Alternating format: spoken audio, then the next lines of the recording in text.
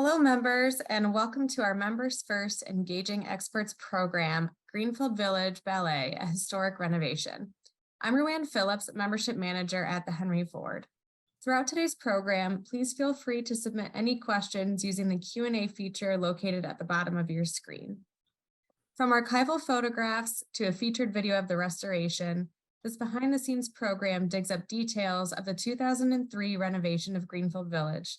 Join Director of Facilities Management, Alec Jerome, Construction and Facilities Manager Joe Wolford, Chief Conservator Mary Fahey, and Executive Producer and Head of Studio Productions, Brian James Egen, who are all part of the historic renovation 20 years ago.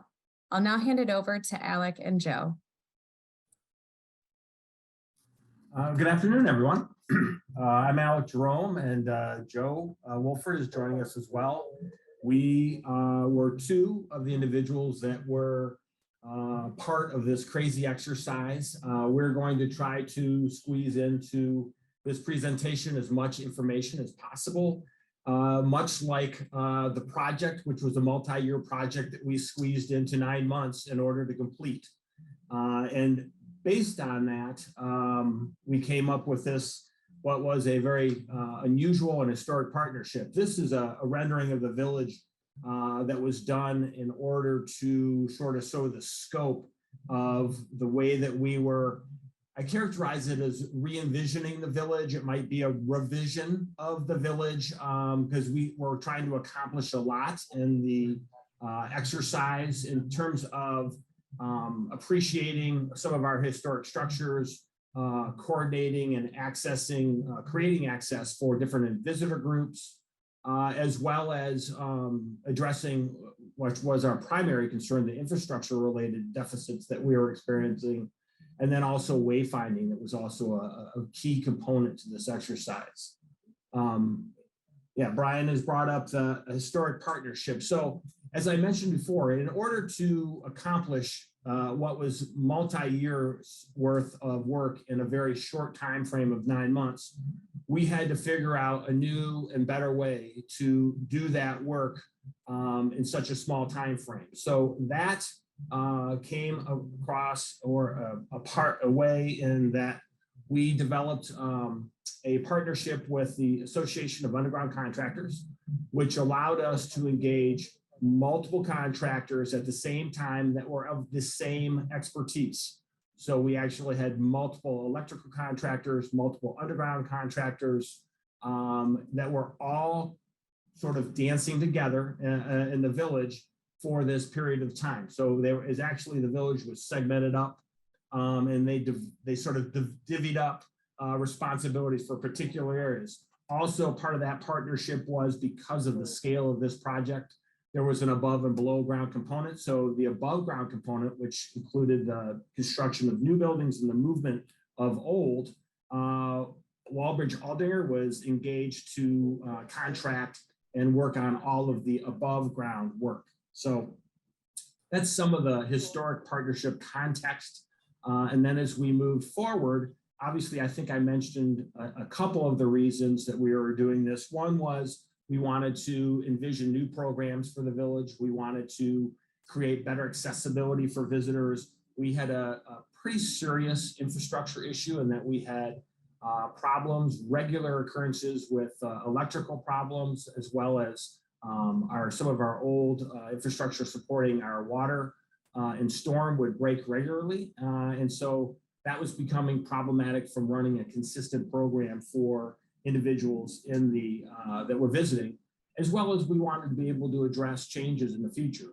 A lot of the things that you saw here were done in anticipation or as a result of, and Joe and I had a premise that we worked on when we were designing, and it wasn't just us designing this, but as we were doing the work, was everything was based on the premise of a 100-year fix. So we were taking a look at this from a long-term perspective so that we could be cognizant of not only meeting the needs of the current day, but also the needs well into the future for the village. And obviously, as we're speaking here in retrospect, I think we've done a fairly good job in addressing some of those needs. So these are some of the renderings that were done during the process. This is the main ticketing building. And then you can see off to your, it's my right, there's a rendering of the new Village Plaza fountain. You'll see most of these are actually relatively close in terms of the intent. There was raised planter beds, the fountain that was raised up, but you can see we're very close. This is the trellis that's now a new entry portal into the village that was envisioned as a way to change. You used to actually go through the main ticketing building, and that was your release point into the village.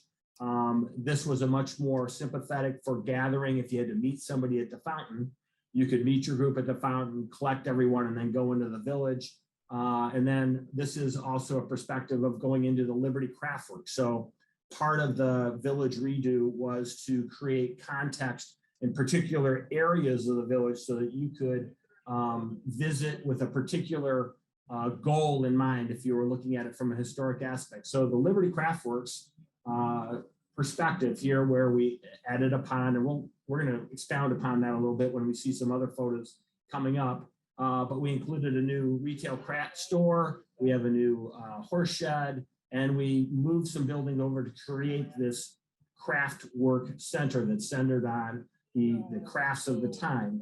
And then this is a perspective that was on the other side of it that's pretty reminiscent of actually what you would see once you cross through that portal into the Liberty Craftworks. These are renderings of the area where we were envisioning how we would add the capability and capacity for an event that was going on concurrently with the visitor in the village. So you can see this is the carousel corner, but it actually was the addition. It's currently known as the Lodge at Christian, Maine. Previously, it was in this iteration, it was known as the Catering Pavilion. And this was thought of as an opportunity to get people in for a larger potential gathering during business hours. So this was the introduction formally of a parking lot of Eagle Lane. And we'll show you some photos regarding that as well. But this is some renderings of that new building as we were envisioning it down in the corner next to the carousel. Brian was able to actually dig up one of our signs from the time saying, please stand by. Obviously, we're going to be making a mess, but this does it in a much nicer fashion. And so this sort of was at all of our entry points for the visitors as they would join us and understand that the village was going to be closed during this period in order for us to make a heck of a mess, but come up with a heck of a product at the end of it all. So.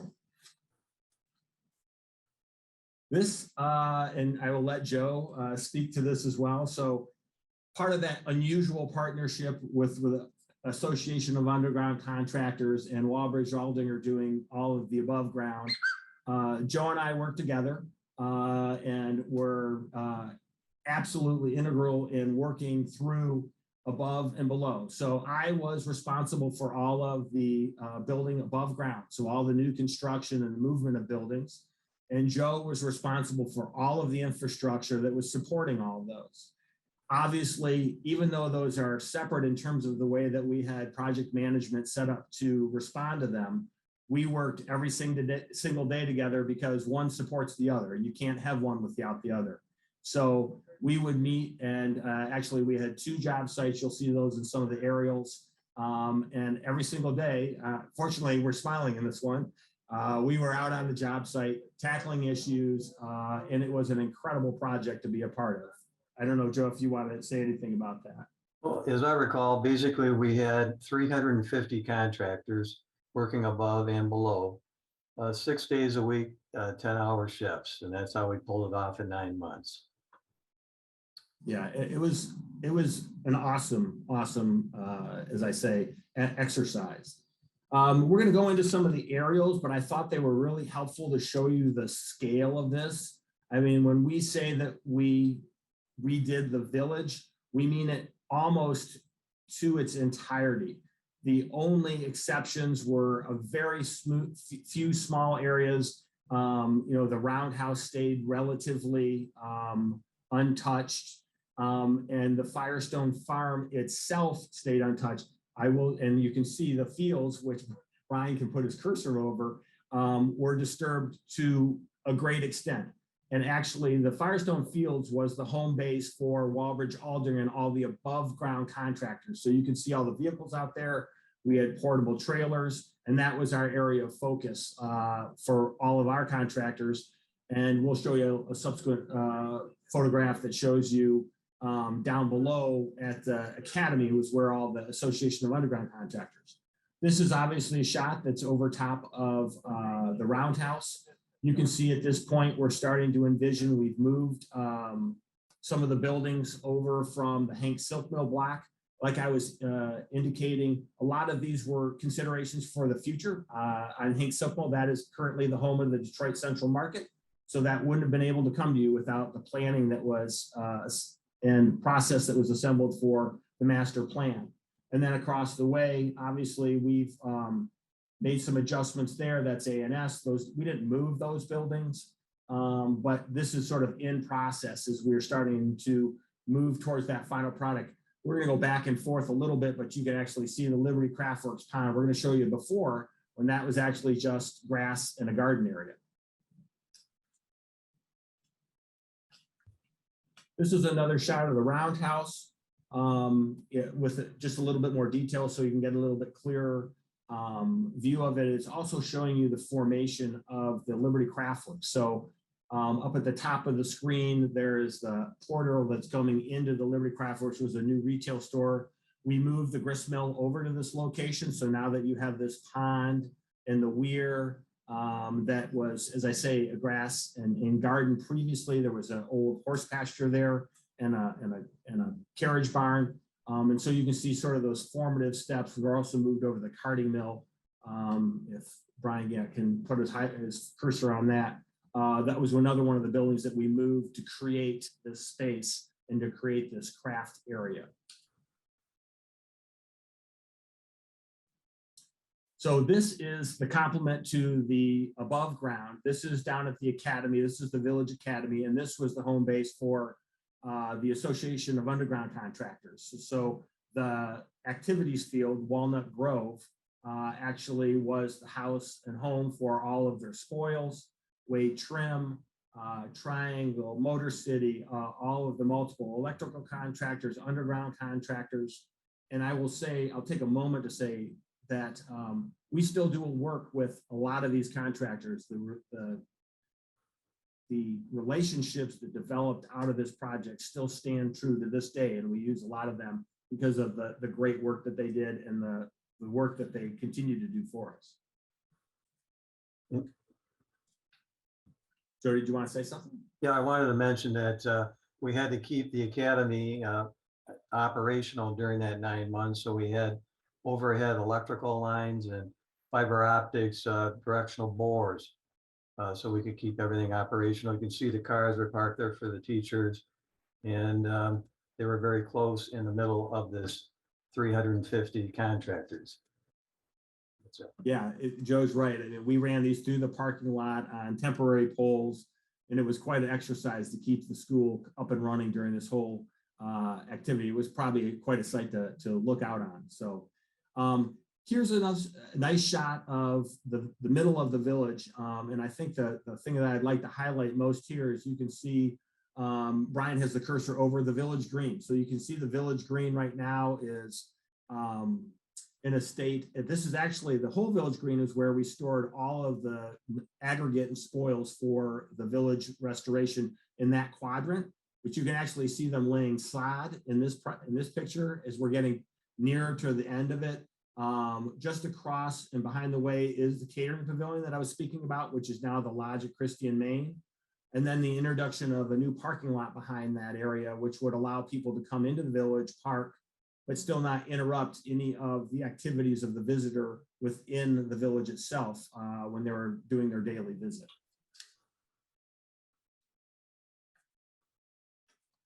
This is the shot down Maple Lane, all the way down to Daggett. Daggett's at the very bottom of the screen. And once again, because this was comprehensive, the village as a whole, we had to find our way down to every single building in the village to support it with gas, water, electric, fiber optic, alarm, You're going to see a couple shots of some of the massive duct banks that we put in. And like I was indicating earlier, that intention for a 100-year fix, we added spare conduit to all of those in an effort to be able to accommodate future needs as well. This is Susquehanna from another perspective. You can see the fields, it's all torn up. Actually, and it's not well shown here, but if you were to stay on that side and go all along Maple Lane, there's a huge duct bank that supports all of that. And then we came across the road to feed the other buildings. And you can see we're actually just in the process of placing topsoil and the sod that we were at that stage of the process in the project. This is Menlo Park. Once again, you can see as we had, oh, that's me. Trying to see how much time I'm using. I don't want to take up everyone's time. So Menlo Park and all the activities there. So we're flip a little bit quicker through the photographs. This is a close-up shot of the Village Green, and you can see, as you say, we mentioned earlier, this is the side going down. So we're trying to make it look great. I will say that as we rushed to get this open, a lot of everything that we did was at the very last second, just based on the timeline. But everyone worked diligently night and day to get it done. And we also actually in that building in Taste of History, we would have regular lunches with all of the contractors so that they would feel as part of this project.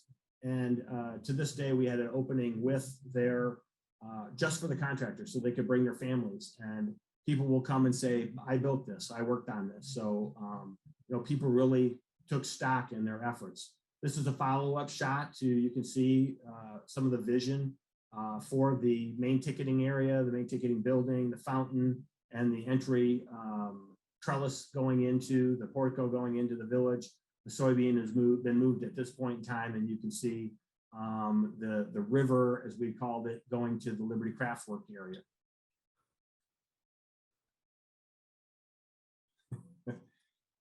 We all like this film, and I think Brian will speak to this later on. This is Firestone Farm Field after we have populated for the predominance of the project, and we are placing topsoil to try to get it back to being a field again. Brian and others would, and I would agree with them. We needed to be a little deeper and a little more topsoil, but this is us trying to get that back to an agricultural enterprise. Another shot of the main ticketing area and the retail store, similar to the one we had before. And this one's a little bit deeper into the village, so you get sort of the totality of the new entry portal that's going down to the Liberty Craftworks. And then if you go, that's if you go left. If you go right, you would go down and turn at Ford Home, and then you would go down into the Main Street district. So there was a lot of intentionality with creating districts within the village that would marry to either the length of time that you had to visit or particular historical interests that you may have.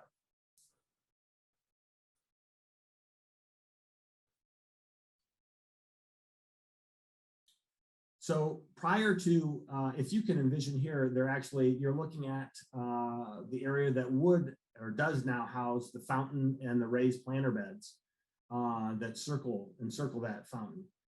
There was a garden here as well as a clock that was removed. And this is we actually used the shell of the envelope of the retail store as part of the new retail store. And so this is just as that was getting underway. Here we are deep into the process. We've removed the outer shell of the retail store. We're adding on to it. And you can actually see that's some of the preparation for the foundation for the planter beds that surround the fountain. Another shot of that garden that was no longer. You can see, obviously, there's a tree down in that. I will take a minute to note that trees were of the ultimate concern during this project. We literally walked and staked every single tree on the site between Joe and myself to make sure, and we actually had a contracting firm that was trying to ensure that the drip edge and envelope of those trees were not interrupted. We were successful in many ways. But there was some interruption and damage to some of the trees, but that was our foremost concern when we're doing things. This is the creation of the fountain and the planter beds again. You can see we're a little bit further along, and the wooden trellis that goes into the village is still under construction. The soybean lab has made its jump over the railroad track. I don't know if we mentioned it earlier, but the conditions during this 9 months, not only was it a shortened time frame, but it was insanely cold. It was one of the worst recorded frost issues in Michigan history. And so in order to accommodate that, we created essentially our own tent city. This is tenting and plastic and temporary heat for portable structures in order to do the fountain work. We had tents that you would buy a carport, but of longer scale, that we did all the pavers up front. We actually bought and procured road heating mats so that we could actually thaw the ground so that we could pour the concrete, which made it incredibly difficult. One analogy was frozen ground is just like concrete. It's just as hard, and you got to pound your way through it. This is a little bit deeper into the establishment of the fountain. We're moving along, and you can see weather is a little bit more convenient and formidable here, but you can see some straw, which is reminiscent of trying to keep the frost out of the ground, even in this shot. This is a shot backwards from the Firestone Farm train station right now. And as you can see, we're starting to bring that area back to fruition. That's, as I say, once again, part of that wood trellis that enters into the village currently. On your left is a shot of the soybean lab before it jumps the track to come over to the other side. It literally went over the other side. This is a picture of the foundation, which supports and one of the really critical components of the village redo. It is actually one of our main power substations for the village. There's 7 in the village that are located strategically throughout to support all the buildings. Everyone would say to this, it's quite an extensive basement with quite a bit of masonry in depth, that in the event of an issue, this is the basement you want to go to. You'll be safe down here. It's incredibly well fortified. These are some of the duck banks that I was referencing.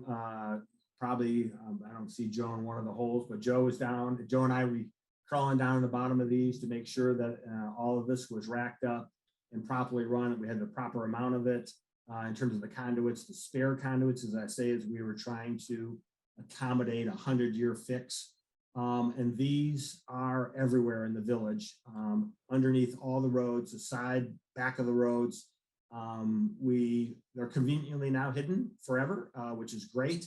But I think you can see the level of disruption that was required in order to install all the infrastructure that was associated with the project. This is one of the photos I was referencing earlier. This is actually a shot of that area that now houses the Liberty Craftwork Pond. You can see there's no water to be found anywhere with the exception of a spigot on the side of a building.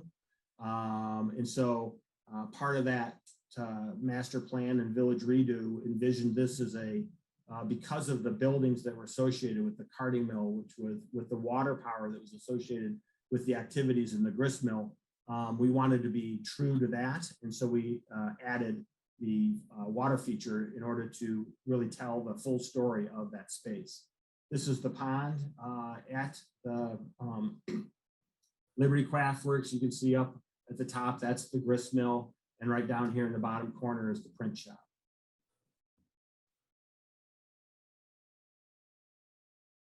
Shot of the entry portal into the Liberty Craftworks area and the formation of the new retail store, the Liberty Craftworks store, in process.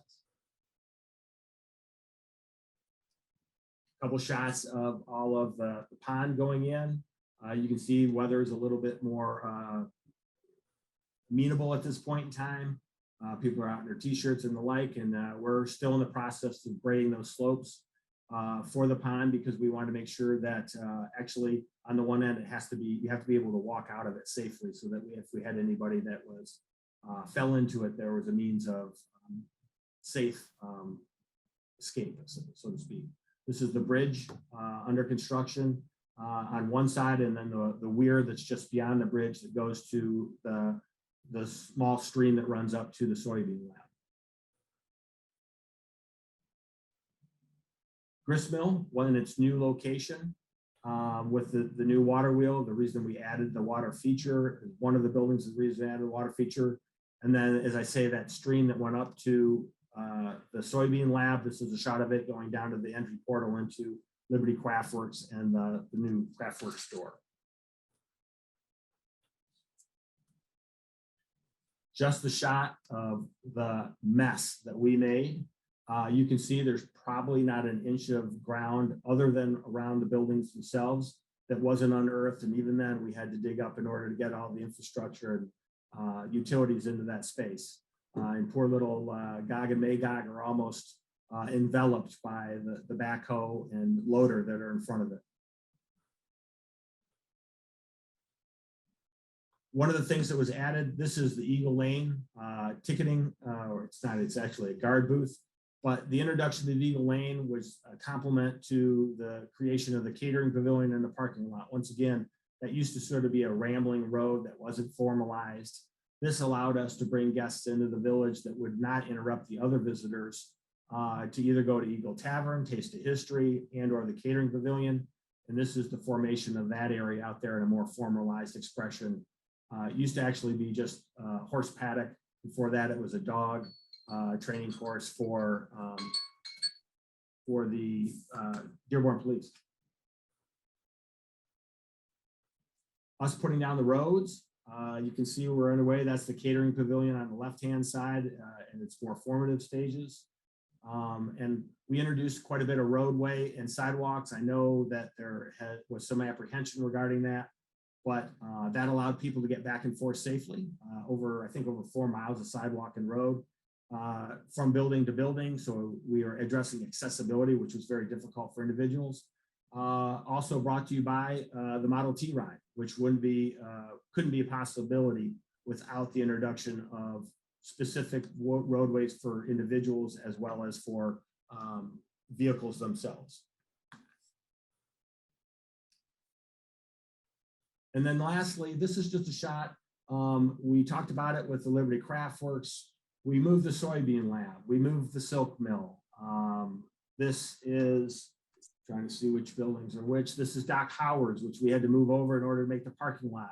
The gazebo was moved in order to accommodate buildings. So we had to move 10 structures, including the Edison statue, to accommodate those future needs and present needs as we created the context of the districts, as well as anticipated the introduction of the Detroit Central Market, the new restaurant, and all the things hopefully that will come in the future. And that's it from my side. Joe, anything you would like to add? Water, the stormwater management, all the water, rainwater is conveyed through a couple ponds and then it dumps out at the Ruby River. So it's a very, very friendly sewer system. Yes, and all that rainwater was actually collected and irrigates the village as well, which was part of this project, Yes. in addition to what Joe just mentioned. So I'll hand it over to Mary. So my focus on this project was protecting the collections that were on display in all of the village buildings. Certainly for the buildings that were completely moved around in the village, we emptied the buildings in their entirety. Those collection items were stored either on site in one of our storage areas or in one of our off-site rental storage areas. The buildings that contain collection items, we focused on, oh, I forgot what my slides were. One of them, main concerns too was the fact that all of the buildings were going to be losing power and heating for the duration of this project. And our concern was that either vibrations would cause artifacts to move or would cause breakage of windows. We were also concerned that changes in temperature and humidity outside would have an adverse effect on the collections that were in the buildings. So to try to mediate this, we added blue foam insulation board to all the windows in nearly 30 buildings that contain collection items. And if you look in these images, you can see that all the windows are blue. Once the windows were blocked off, and you can go to the next slide, please, we began to create an inventory of all the buildings. We have an inventory of buildings in our computer database, but we wanted to double check it for accuracy. So you can see we have a map on the right side, and each artifact has a really specific location recorded in each building. We also went through and photographed every single wall in each of the buildings. We were hoping that this would help us to reinstall quickly, knowing that we would have a very, very tight time frame for reinstallation. In terms of the building interiors, and could I have the next slide, please? We removed all of the replica textiles. Most of the village buildings, or actually all of them, that have curtains, have replica curtains. We removed all of those and we removed any replica doilies or decorations, and we sent them out to have them cleaned, which is something that we do every winter anyway, but we figured we'd have them cleaned, we'd have them ready for a quick reinstallation. Then we went through all the buildings and removed everything that was mounted on exterior walls or small items that were on tables, because we were very worried about vibrations, knocking things off the walls or causing things to sort of move around on tables. So we packed up all the items. We labeled the boxes with their contents, the accession numbers of their contents, and locations of where they're supposed to go back. Next slide, please. And then we moved everything away from the exterior walls into the centers of the buildings. And that's what you see here. And it took staff members from many different departments to actually pack up all of these buildings. Next slide, please. And then lastly, we also had covered all of the large items like counters and tables and machines that couldn't move. We had covered them with plastic or Tyvek to sort of cut down on dirt, because we knew that the construction process, even though the windows were closed, we knew that dirt would get into the buildings, and that that would be a challenge for cleaning staff. So when we were finally cleared to go back into the buildings, we uncovered everything, and the cleaning staff went in and did thorough cleaning of the floors, the walls, the windows. And then it was our turn to go back in and reset everything as it had been before the whole project began. And I think that's it for me. Well, thank you, Mary and Joe and Alec.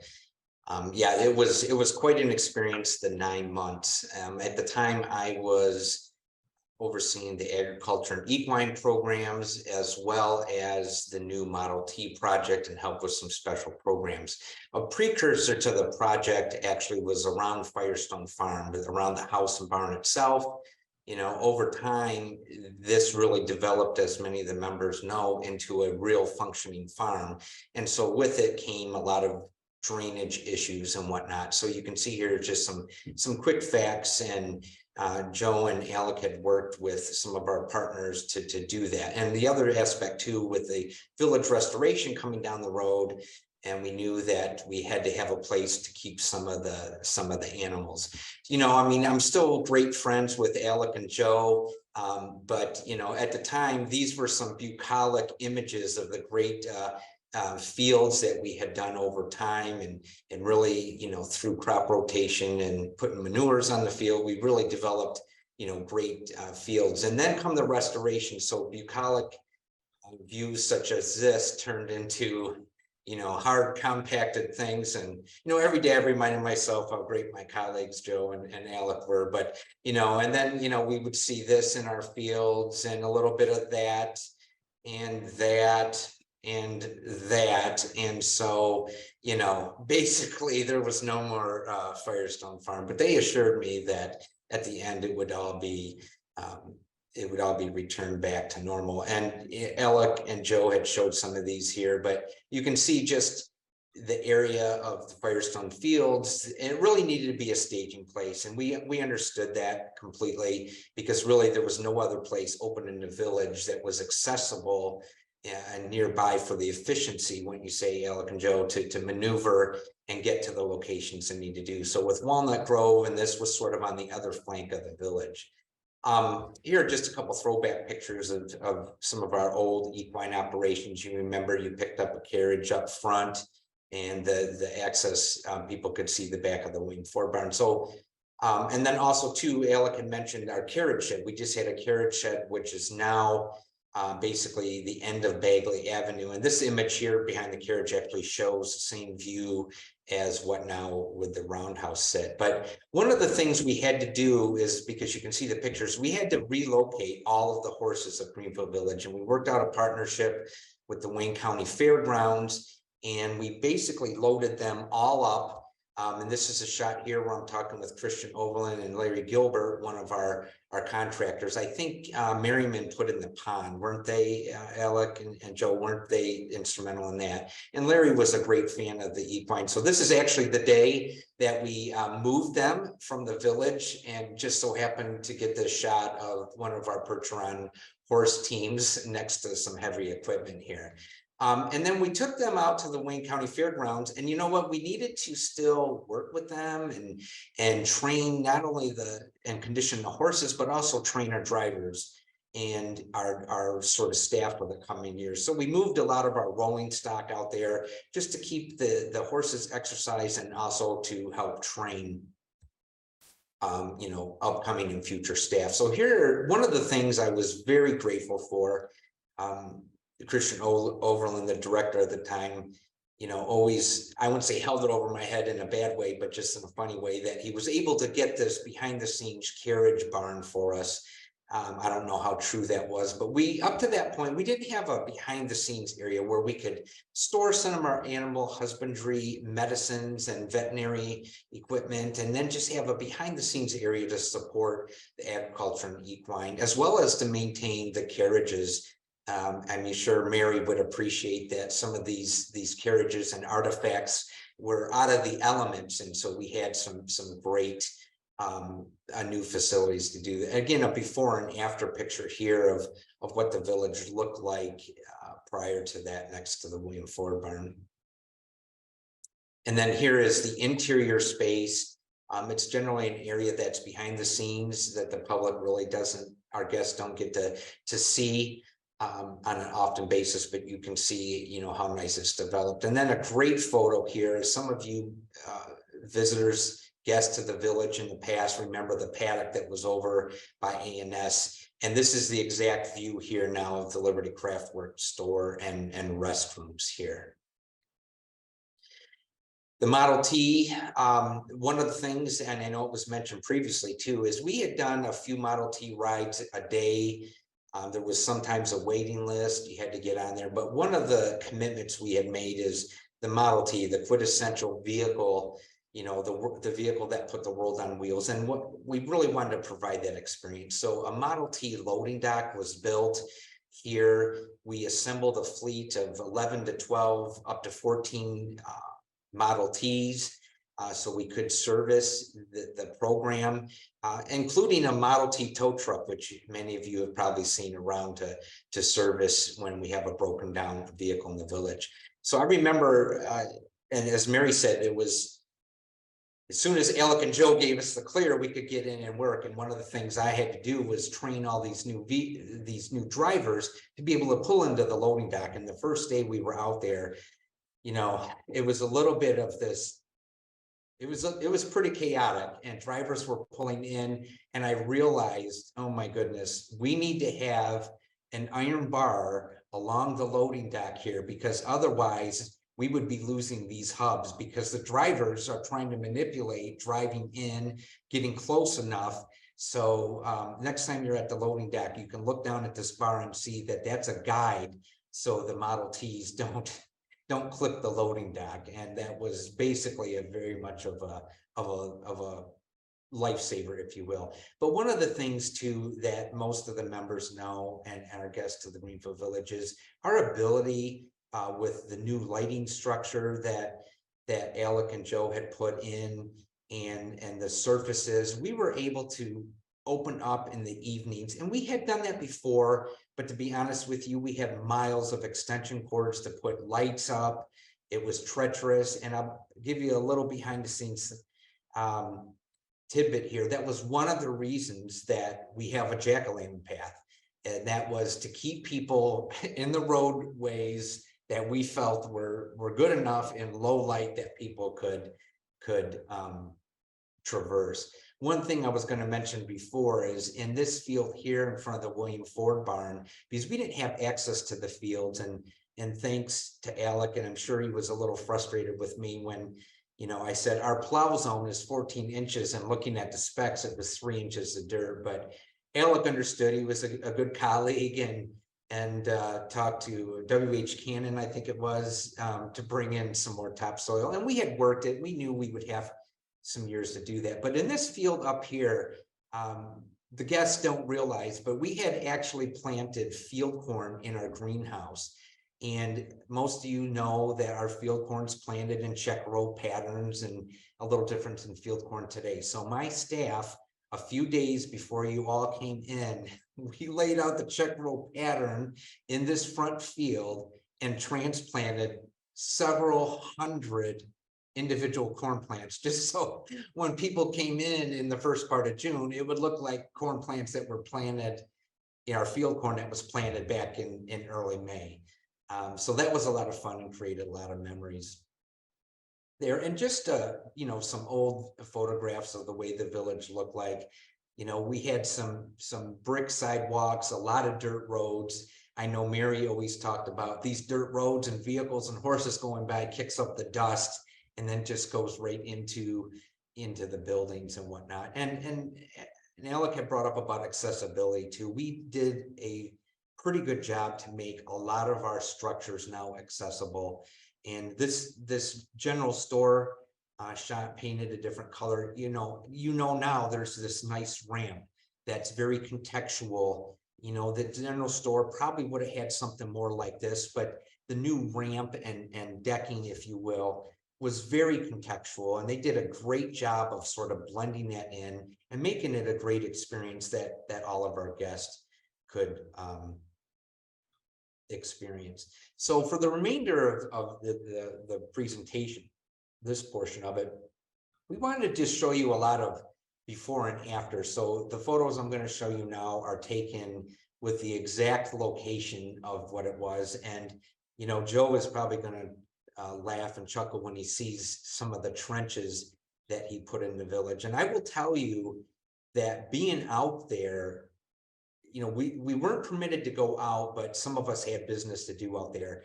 And literally my office was in Lovett Hall, and it sounded, I never been in a tank battle, World War I or II, but with all the tracked vehicles, you heard nothing but squeals. Remember that, guys? At some point it sounded like what I imagine like an armored battle in World War II or World War I would have sounded like. And there were literally, no matter where you went, there was like a 20-foot hole or a massive trench here. But some of these are very dramatic. before and after photographs. And, you know, we all loved the village the way it was. It had its own unique charm and aesthetic to it. But, you know, the new village has permitted us to do a lot more programming. You know, the road system, as Alec had mentioned, it taken a while, and, you know, some people still wish we had the cobblestone or the pavement, but, you know, that was really not sustainable. And I know our facilities people had worked on the roads and repairs, you know, almost continuously. And with the underground stuff, you know, Joe can speak to this, we'd repair a section of pipe, and then probably days, weeks later, you'd repair another section, and you had so many repairs that it was getting to a point. But what's amazing too, and I will also point out too, you see this fence, this wooden fence, privacy fence. Some of you may remember if you visited, we had actually portioned off a section of the Firestone Fields so they could begin work prior to closing around the end of August. And this is the massive foundation structure here. And you see these tiered sections. I don't know much about the code, but I know for every certain amount of feet you go down, you have to tier it back to avoid cave-ins and avalanches. I think they have that right, Joe? Yeah, there, but yeah, it's pretty dramatic. And so, you know, next time you're out in the village and you see some of these locations, you can thank Joe Wolford for all the infrastructure that's underneath and all the great stuff above. For Joe, but this is, you know, looking up, that's the soybean lab, and basically looking at the railroad crossing if you were to exit the village. Again, here, it's just amazing to think, you know, all of the great infrastructure that was underground, you know, here. So these guests are having their lunch here. And then right below them is this massive trench that can support, you know, drinking fountains, bathroom facilities. Some of our new restaurants were able to do. Again, so this is when you first come in, what it looks like during the construction and now, and again, that path up to the road. And one thing that, you know, you almost think those artist renderings, if I wouldn't have seen some of them before the construction, I would have said that they were made after it was done, because they were so spot on. So, you know, compliments to Alec, Joe, Christian, Robert, Hannah, you know, all the different contractors that really took that vision and I mean, almost to the exact detail. It was just amazing. And again, what was so dramatic, you can see some of the pathways here, what the remnants of it, as Alec had talked about this, and many of you may remember, this was just a nice garden with some basically cow paths, if you will, going from building to building. And one of the things that to build this pond is they drove these pylons. And again, Joe, if I'm saying something wrong, you know, you're correct. You're right on. You're right. Yeah. And I tell you, you know, so for the first several weeks, you know, I live in Monroe, about 40 miles away. I go home at night and I could still hear that pounding, you know, of driving that in. But look at the beautiful pond that resulted in that. And what was so awesome is, in Alec and Joe's presentation, you know, they drove these pylons down, and then they excavated, then they dug out the dirt, you know, and they had that structure in place. So, you know, these are some of those dramatic views. You may have seen some of the views there, the bridge on the left. So this photo on the left is the construction of the Liberty Craftwork area and the view, what it looks like now. And thank you, Alec, for the wonderful trees and shrubbery you put up. So these trees and shrubbery, they're 20 years old, or maybe 21, you probably put them in a little bit more mature. But the photo on the left, I looked up at the date of this, and the high that day, I think was 12, the low was -4, or excuse me, was 4, the next day was -2. So again, compliments to the team and these contractors that worked in absolutely brutal conditions to really bring us what it was. And it's just a little side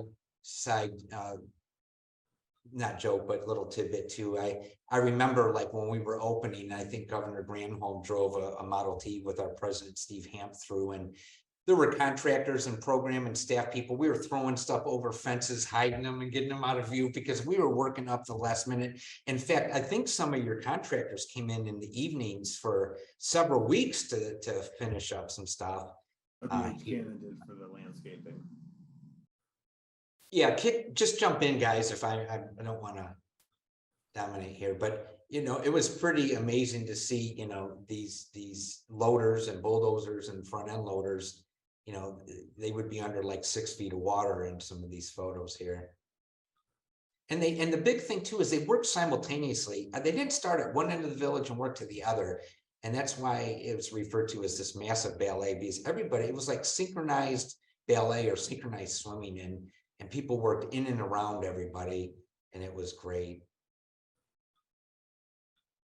This is another view of the behind. This was the carding mill that was moved here, and this is the area that is now the pond. So this is taken from the roundhouse area at the back of the carding mill. You know, one of the things about moving, we moved 10 structures, maybe 11 if you count a shed here, but it was amazing to see some of these structures moved in the process. And I was in the William Ford barn in the office, and I was talking with some staff, and one of my favorite memories is I looked out the window and the Rickard Wagon Shop is like literally moving by the window down the road to its new location, and you just don't see that every day. So this is the location here, and what's a little deceiving is Bagley Avenue, after the restoration, now from State Street cuts right to the roundhouse and not necessarily straight through to the road that was once there.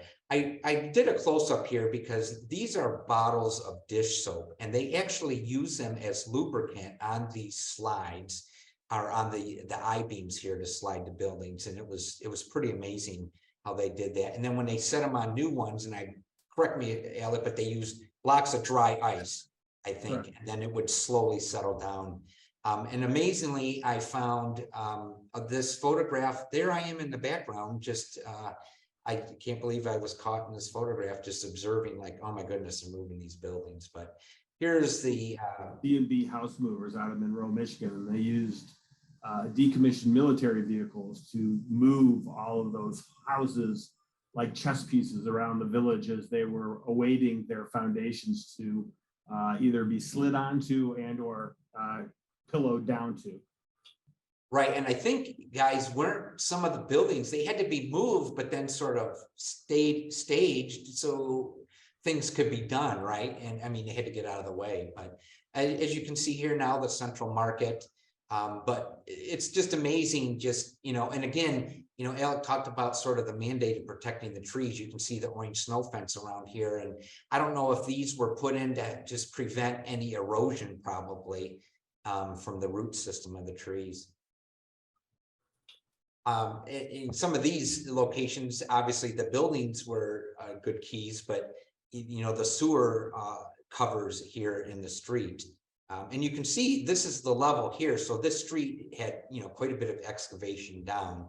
So next time you're walking down Main Street or riding in a Model T or going to the right home, you can see all the infrastructure here that really has gone to support what you're enjoying above. So a lot of the expense, a lot of the cost, a lot of the work was things you don't even really see above ground.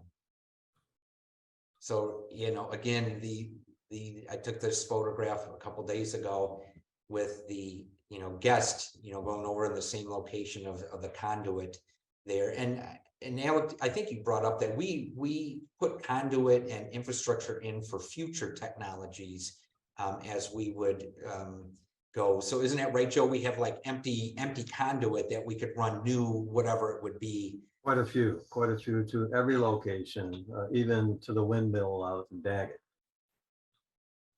And now everything's Wi-Fi, right, Joe? So, Yeah, that's true. We still, to this day though, we just populated conduits to feed the new restaurant that's going to be going in the village. We used, and we actually pulled back and reused the conduit for the Detroit Central Market. They've redone it to alarm some of the buildings down on Maple Lane. So those spare conduits have stood us in great stead over the years since. And now they're becoming fully populated. So we'll have to figure out a new trick after that. But yeah, it is, we've really used those to their fullest extent over the past 20 years for sure. Well, maybe in 80 years, Mary and Joe and Alec, we can do it all over again. Sure. So, Joe had brought up about we had to have some power in the village for the academy. And I believe this pole was a temporary pole put up Yes, to it feed is. power. So, The fire department also really liked the improvements we made for fire protection because we have a 12-inch water main, double fed from Southfield and also Michigan Avenue. In the event we have a fire, we have adequate water supply. yeah, that was a great point. And I know we were all a little biting our fingernails when we didn't have water for 9 months. We had these historic structures, but there was no power or gas. So but one of the things too is, and Joe, I don't want to speak out of turn, but we have another major power system right here, I think, in front of Town Hall, to help Yes. support, programming and events on the Village Green. And a progression of Christie Street and Main Street there, which the catering pavilion, now the lodge and the carousel. I love this photo too. You guys putting in that's a sewer line, right? Obviously, right near the Tintype studio. And so, the photograph probably is taken a little further back than the original on the left, but you can see just about every part of the village was this photograph. I apologize. It's a little not taken from the right angle because this tree wasn't in this photo, but it existed at the time. But you can just see here, trying to feed the lines of the infrastructure underground. This again was a pretty easy location with the George Washington Carver, but also to the sewer grates with the receptacles or the basins, located underneath. So down in Maple Lane, some pretty dramatic trenches. Again, showing some of that conduit, and then the areas that we all enjoyed today. And even look at this, Joe protected and Alec protected this lovely lilac bush, because I think it's still right there. So even though we cut through that, it was a great job. And then just the amount of supplies that I remember, one of the things that everybody talked about is you need storage areas. And so sometimes you just had to store like these sewer line trunks sort of right near the location. And they had to figure out a way that, they didn't put them here, then they had to dig up that area, right? So in and around Susquehanna. And then one of my favorite photos of all time is, people don't realize under this section here, just the massive amount of lines and support.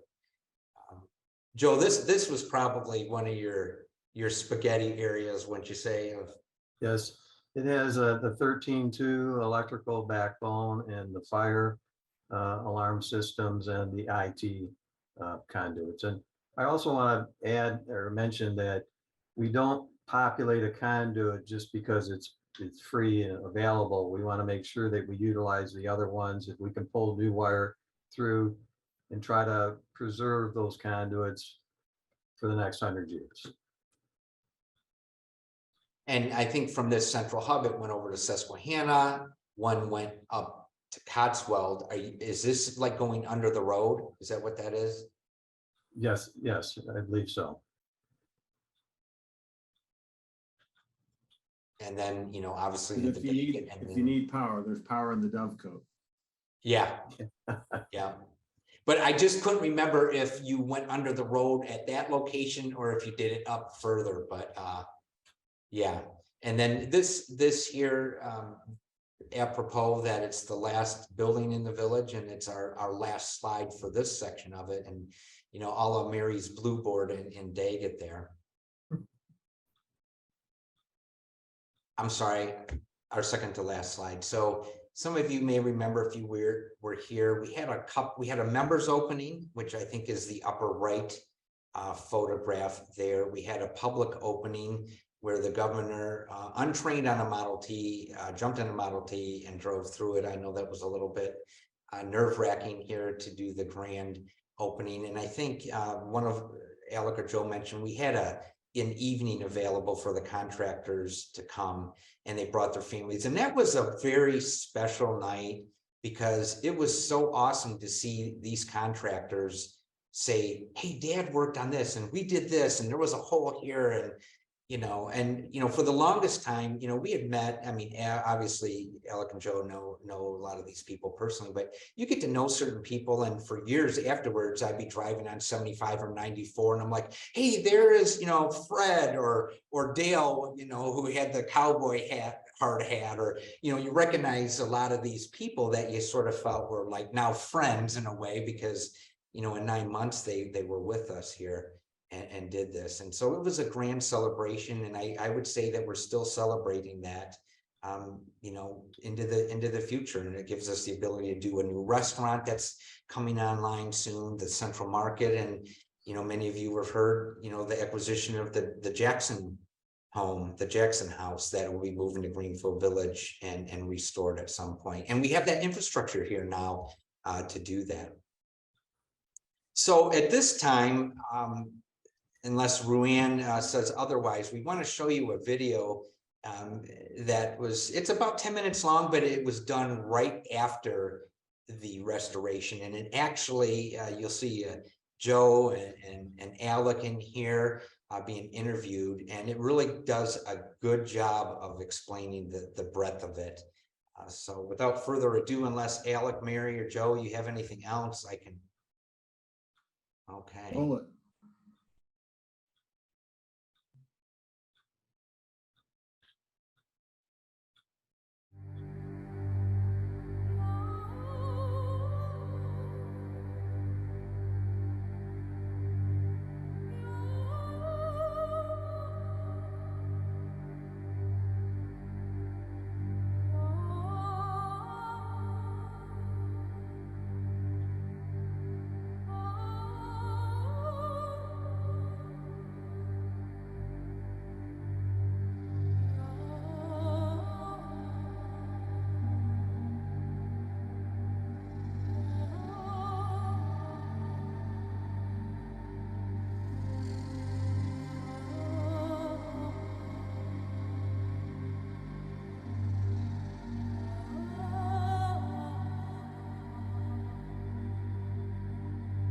We had power to probably less than half of the buildings in the village, had collapses everywhere, water failures consistently. We had no sidewalks. Everything you could think of that would make a city on its elemental physical level not work in its decrepit, deteriorated state. That's what Greenfield Village was.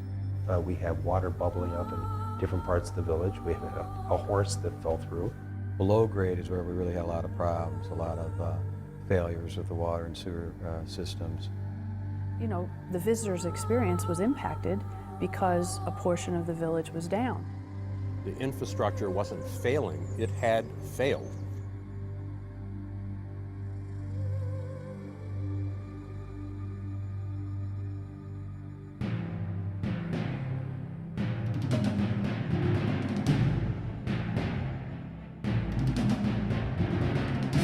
After 2 or 3 years of planning, we're finally fixing the village, to the way it needs to be. I mean, we have a big job. The planning is done. We are in implementation mode, and getting all of the details together to make that come together is huge. Because we're not just building a subdivision, we're not just building a shopping center, we're not just laying down new concrete and new road. We're actually weaving in and around 18th century buildings, 17th century buildings, 19th century buildings, and some early 20th century buildings.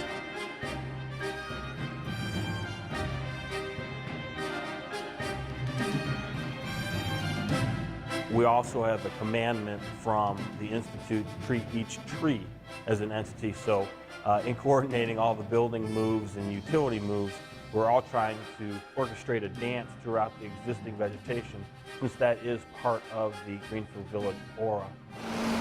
There's nothing linear in this process at all. Things are taking place all over the campus, all over the grounds, in what looks like organized chaos. In any other more traditional or typical restoration project, there's an orderly sequence that affects the trades and it affects the nature of the contractors and who comes when, and this activity follows that activity. The difference and the challenge and the interest in this project is that they're all occurring simultaneously. And we had to have this just hugely complicated schedule, but through the help of our contractors, our architects and engineers, and in fact our own village staff have been paramount in making this happen. This has never happened before. This has never happened inside of a historic outdoor museum where the structures have to stay and work around them. And the plan is not starting at one end, moving to the other, but actually going from all angles you can go and just hitting at the same time. What I've called it is this sort of great massive ballet that is going on here, and choreographing is an appropriate metaphor.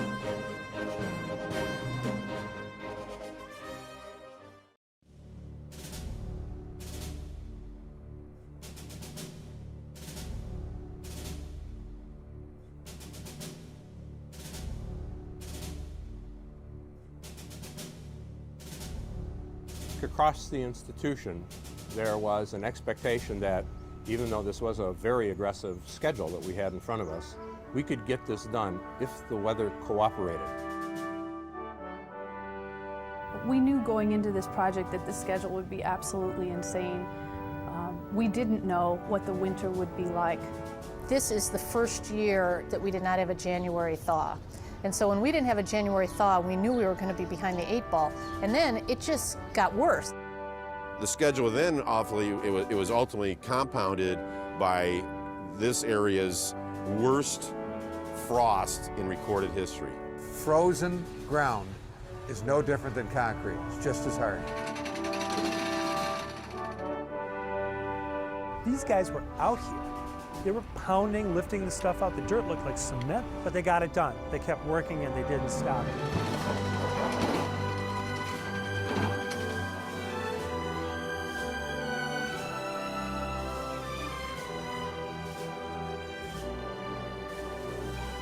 They might be competitors on every other project, but on this project, they were partners arm in arm. We have this group of people that are natural competitors that are using that in spirit of making it work. The combination of talent that went into this project is unprecedented in a project of this scale and scope. Our talent in our institution, combined with our outside resources, made this project what it is.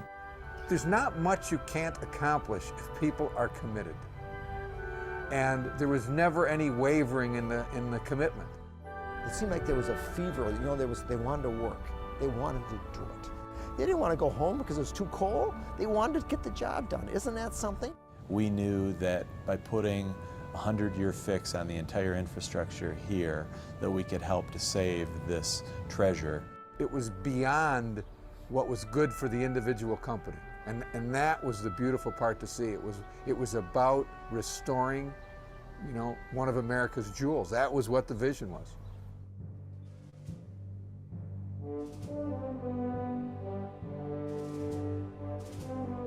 You can legitimately describe this as a noble project.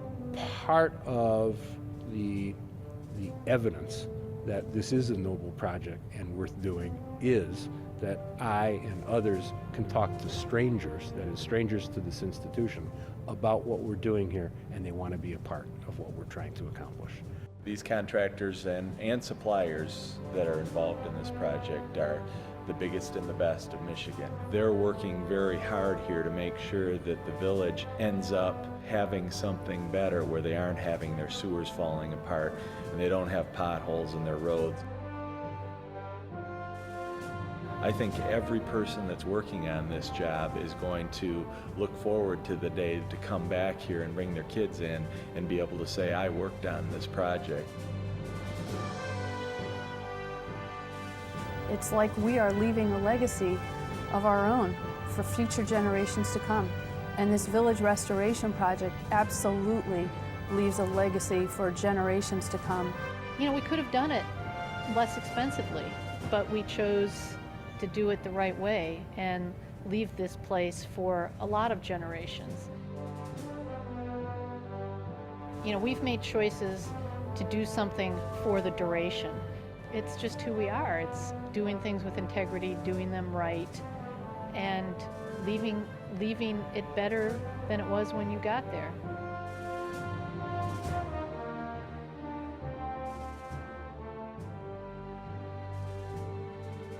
We said we were going to be open in June 10th, and that was only 9 months ago. Some people thought that was impossible.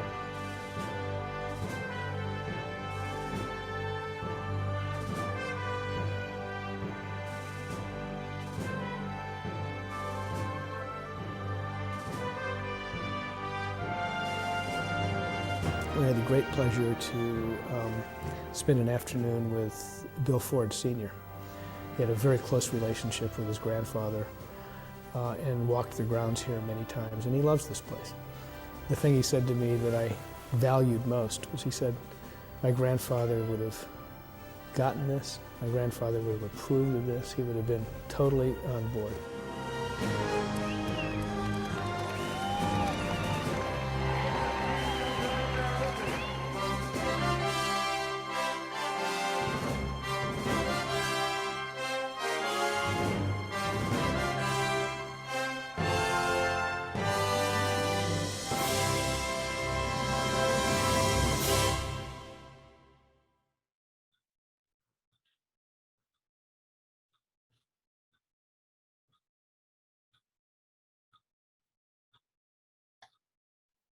Thank you all for such a wonderful program today.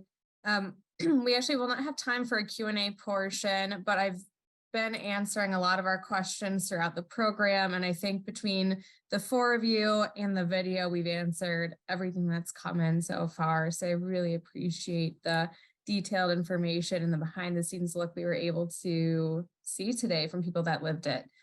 I'd like to also take a moment and give a special thank you to our ongoing supporting partner and membership, DFCU Financial. We look forward to welcoming you all to Greenfield Village this season if you haven't already been. As we prepare for a fun summer of beloved programs, just a reminder that tickets for our member exclusive event, Twilight Bike Ride, will go on sale July 12th. Have a wonderful rest of your day, and thank you so much for joining today's Engaging Experts program.